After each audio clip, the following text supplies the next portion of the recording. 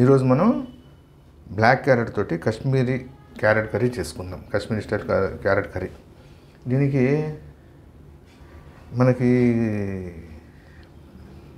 కట్రా నుంచి పైకి వెళ్తుంటే పట్నీ టాప్ వైపు వెళ్తుంటే పట్నీ టాప్ ఇంకా పైకి వెళ్తుంటే డాబాలు ఉంటాయి, వైష్ణవ డాబా. ఇవి చేసి పెడతారంటే చాలా బాగుంటుంది కర్రీ ఇది. రైట్. దీనికి కావాల్సిన పదార్థాలు ఏంటిదంటే ఒక 350 గ్రాముల క్యారెట్ తీసుకున్న బ్లాక్ క్యారెట్,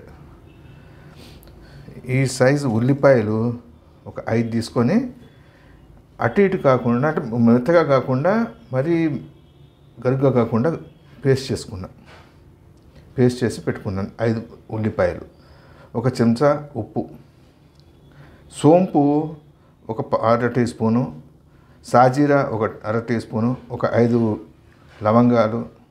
లవంగాలు, 5 ఇలాచీ, చిన్న దాల్చిన ముక్క, మిరియాలు ఒక 5.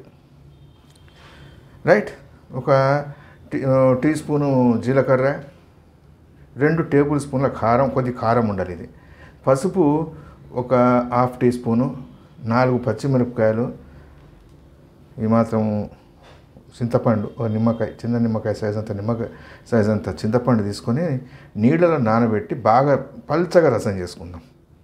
అది వేసి ఉడకబెట్టుకుంటాం. ఆఖరిలో నూనె ఒక 3 టేబుల్ స్పూన్ల నూనె అవసరమవుతుంది. రైట్. ఇప్పుడు మనం ప్రాసెస్లోకి వెళ్దాము. ప్రాసెస్లోకి వెళ్ళి చేసుకుందాము. ఫస్ట్ ఏం చేద్దామంటే నూనె వేసి ఉల్లిపాయని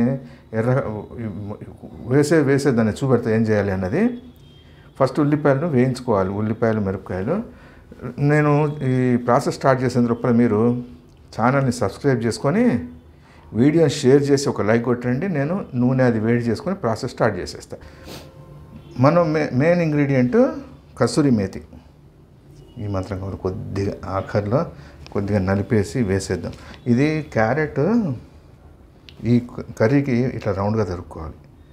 నిలువుగా పెట్టేసి కట్ చేసుకుంటూ రౌండ్గా తరుక్కుంటూ వెళ్దాం. మరీ లావు కావద్దు, సన్నగా అవద్దు, మీడియం సైజులో ఉడికేటట్టుగా చేసుకుందాం. కట్ చేసుకుందాం. ఇది కట్ చేసి కర్రీ స్టార్ట్ చేద్దాము. ఇది ఇంకోటి ఏంటిదంటే ఇది కట్ చేస్తుంటే వేళ్ళకి నల్ల రంగు అంటుతుంది, కలర్ అంటుతుంది. ఇది కలర్ అంటద్దు అంటే కనుక గ్లౌజ్ వేసుకొని చేయండి. కలర్ అంటినా ఏం కదండి, పోతుంది, మంచిదే కదా ఇది. కలర్ అంటే కడుక్కు ఒక 2 సార్లు కడిగితే పోతుంది సబ్బు పెట్టి. నేను ప్రాసెస్లోకి వెళ్తానండి. ఇప్పుడు ఏమైంది, నూనె కాగింది కదా, జీలకర్ర వేసేద్దాము.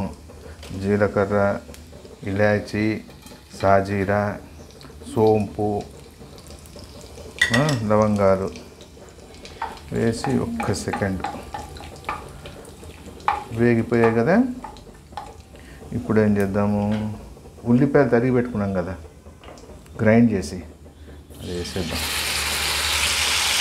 వేసేసి ఇది ఎర్రబడేంత మటుకు వేయించుకుందాము. అది ఎర్రబడాలి, పచ్చివాసన వదిలేంత మటుకు వేయించుకుందాం. పచ్చివాసన ఏం చేస్తుందంటే ఫస్ట్ ఇది నూనె గుంజేసుకుంటుంది. మొత్తం నూనెను గుంజేసుకుని వేగిన తర్వాత నూనెను వదిలేస్తుంది. అయితే ఇక్కడ మీరు వెల్లుల్లిపాయలు తినాలనుకున్నారనుకోండి, ఫస్ట్ సాజీరా వేసాం కదా, వేసినప్పుడు వెల్లుల్లిపాయని గ్రైండ్ చేయకుండా ముక్కలు కట్ చేసుకోండి. ఇంత చిన్న చిన్న ముక్కలు, ఒక వెల్లుల్లిపాయని తీసుకొని 3 ముక్కలుగా 4 ముక్కలుగా సైజుని బట్టి చేసుకొని ఒక 10 వెల్లుల్లిపాయలు వేసి అవి వేగిన తర్వాత ఉల్లిపాయ ముద్ద వేసుకోండి. నేను వెల్లుల్లిపాయలు వేయలేదు కాబట్టి డైరెక్ట్గా ఉల్లిపాయలు వేసేసాను. వేగనిద్దాం. ఇది ఎర్రగా వేగనియండి. మూత పెడదాం. ఉల్లిపాయల మీద మూత పెట్టి ఒక 4 నిమిషాలు వదిలిపెట్టాము. ఎర్రబడుతుంది కదా, ఈ టైంలో ఏం చేద్దామంటే పసుపు, కారం, పచ్చిమిరపకాయలు కారం ఉండాలి. ఇది కర్రీ కొద్దిగా కారం ఉంటే బాగుంటుంది. రైట్. ఇది వేయించుకొని మన చింతపండు నీళ్ళు చెప్పా కదా, ఆ నీళ్లు వేద్దాం. ఇప్పుడు దీంట్లో చింతపండు నీళ్ళగా తీసి పెట్టుకోవాలి.